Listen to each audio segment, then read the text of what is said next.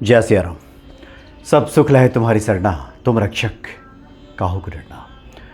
जो हनुमान जी के भक्त हैं उनके भीतर अभाववादी मानसिकता नहीं रहती, क्योंकि वे सृष्टि के इस रहस्य से परिचित हैं कि हनुमान जी अष्ट सिद्धि नौ निधि के दाता हैं। ब्रह्मांड के पास, सृष्टि के पास किसी चीज़ की कोई कमी नहीं है, बस हमें लेना आना चाहिए। इस रहस्य से जो लोग परिचित रहते हैं वो कभी भी कृपण, कंजूस या फिर पाई पाई को लेकर परेशान होते दिखाई नहीं देती। और यही सृष्टि का रहस्य भी है। बाबा नीम करौली जी महाराज से जुड़ा एक प्रसंग है। बाबा जी के एक भक्त हुए लक्ष्मी दत्त त्रिपाठी जी। वो रहते थे लखनऊ में। बाबा जी के प्रति बहुत लगाव था उनका, और जब भी कहीं बाबा से मिलने जाते थे तो देखते थे कि बाबा से मिलने के लिए बहुत धनाढ़ लोग आते हैं, कार से आते हैं। और 70 के दशक में गिने चुने लोगों के पास गाड़ियां हुआ करती थी। मोटरसाइकिल तो बहुत मुश्किल से होता था, कार तो खैर बहुत दूर की बात है। तो जो गिने चुने लोग हैं उन्हीं के पास गाड़ियां हुआ करती थी, कार से लोग आते थे और बाबा की आवभगत करते हुए उनसे आग्रह करते थे कि चलिए हमारे घर, वहाँ भोजन प्रसाद ग्रहण कीजिए, हमें कृतार्थ कीजिए। ये देखते थे त्रिपाठी जी, तो उन्हें लगता था कि बाबा तो सिर्फ धनिकों के यहाँ जाते हैं। जो धनी लोग हैं, जिनके पास कार होती है, उन्हीं के घर बाबा जाते हैं। उनके मन में न जाने कहाँ से भाव बैठने लगा था। इच्छा होती थी कि बाबा काश मेरे घर भी आते, यहाँ भी भोजन प्रसाद ग्रहण करते। मन में ये चलता था उनका। साथ ही एक और बात उनके भीतर थी कि एक एक पाई का हिसाब रखते थे। कितना खर्च कहाँ हुआ, घरेलू खर्चों के हिसाब तो रखते ही थे। अगर धार्मिक कार्यों में अगर लगे हैं, वो कोई पूजा पाठ करा रहे हों, कहीं मंदिर दर्शन के लिए गए हो, पूरा हिसाब लिखते थे। कितने का फूल खरीदा, कितने की मिठाई खरीदी, कितने का प्रसाद चढ़ाया, वहाँ जाने में किराया कितना लगा, एक एक पाई पाई का हिसाब रखते थे। अगर कोई पूछ दे त्रिपाठी जी से कि किस मद में कब कितना खर्चा हुआ है, सब उनको कंठस्थ रहता था। सब याद है उनको कि कहाँ कहाँ उन्होंने कितना खर्च किया है। और मन में भाव जगते थे उनके कि बाबा जी उनके घर पे आ जाएं।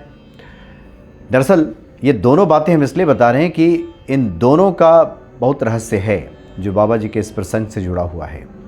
तो खैर, बाबा जी जो घट घट की जानने वाले हैं, सबके मन की बात जानने वाले हैं, वो उन्होंने कहा, बात समझ गए वो, तो उन्होंने कहा लक्ष्मी दत्त त्रिपाठी जी से कि हम तुम्हारे घर पे आएंगे। और उन्होंने समय बता दिया, तारीख बता दी किस दिन आएंगे। और अपने 6-7 शिष्यों के साथ, जैसे कि बाबा जी का स्वभाव था, पहुँच जाया करते थे, तो वहाँ भी पहुँच गए 6-7 शिष्यों के साथ। त्रिपाठी जी बड़े प्रसन्न हुए।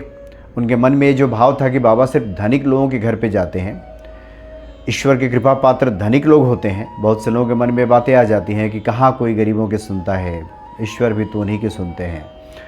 तो पहुँच गए बाबा उनके यहाँ, उनके इस मन के भ्रम को दूर करने के लिए। उन्होंने बड़ी आवभगत की, प्रसन्नतापूर्वक सबको भोजन प्रसाद ग्रहण कराया। जो शिष्य थे, बाबा थे, सब ने छक करके भोजन प्रसाद ग्रहण किया। सभी बड़े प्रसन्न हुए।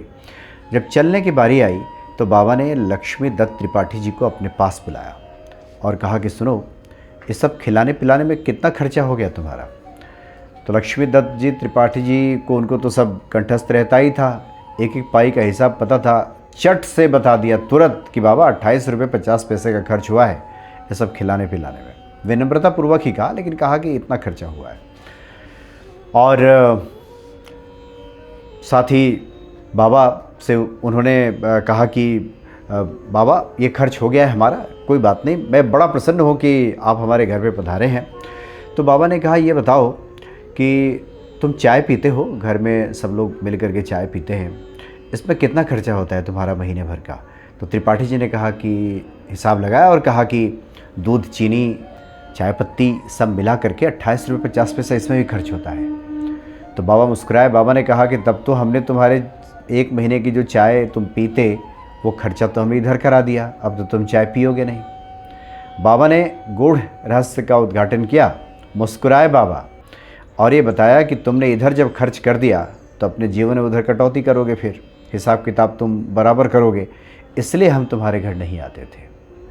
और साथ ही बाबा ने बैठाया, उनके सर पे हाथ फेरा और कहा, क्यों चिंता करते हो, क्यों परेशान होते हो, क्यों इतना जोड़ते रहते हो। अष्ट सिद्धि नौ निधि के दाता हैं हनुमान जी, उनकी शरण में भी हो, भक्ति भी करते हो। फिजूल खर्ची ठीक नहीं है, लेकिन इस तरह से पाई पाई को लेकर परेशान होना भी ठीक नहीं है।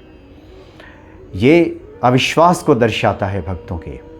एक तरफ हम जो सर्वसमर्थ ईश्वर हैं उनका गुणगान करते हैं और हमें पता है कि सब उनके पास किसी चीज़ की कमी नहीं है। ऐसे कई ब्रह्मांडों की रचना, सृष्टि की रचना ईश्वर कर सकते हैं और उसके बाद भी कोई कल को लेकर के चिंतित रहे, वो सोचे कि आज खर्च हो गया तो कल कैसे चलेगा। वो व्यक्ति भूल जाते हैं वो लोग कि आज कौन चला रहा है। जो इस आध्यात्मिक रहस्य को जो लोग जानते हैं, जो भक्ति भाव में हैं, वो तनिक भी जिन्हें इस बात का इल्म है, जानकारी है, भक्ति के रहस्यों से परिचित हैं, वो कभी चिंतित नहीं होते इस बात को लेकर के। तो बाबा अपने भक्तों को लीला के माध्यम से बता दिया करते थे कि चिंता की कोई बात नहीं है। और उसके बाद से अलौकिक यथार्थ में इस बात की चर्चा की गई है कि बाद में लक्ष्मी दत्त त्रिपाठी जी ने अपनी इस आदत को छोड़ दिया और निश्चिंत भाव से रहने लगे और बाबा की कृपा से उसके बाद सब उनका अच्छा हुआ, फले फूले, उनके बच्चे भी अच्छे अच्छे पदों पे रहे। कुल मिलाकर के महालक्ष्मी जी का आगमन उनके घर में हुआ। इस तरह की बातें भी आती हैं। एक सुखी संपन्न व्यक्ति लक्ष्मी दत्त त्रिपाठी जी बाबा जी के आशीर्वाद से बन गए। तो जो लोग इस आध्यात्मिक रहस्य को जानते हैं कि इस सृष्टि के पास, ब्रह्मांड के पास किसी चीज़ की कमी नहीं है, वो पाई पाई को लेकर परेशान नहीं होते। और इस रहस्य से हम जैसे ही परिचित होते हैं, एक निश्चिंतता का भाव हमारे भीतर आता है, वैसे ही वो चीज़ें हमारी तरफ खींची चली आती हैं, वो आने लगती हैं। और यही रहस्य है। जय सिया राम।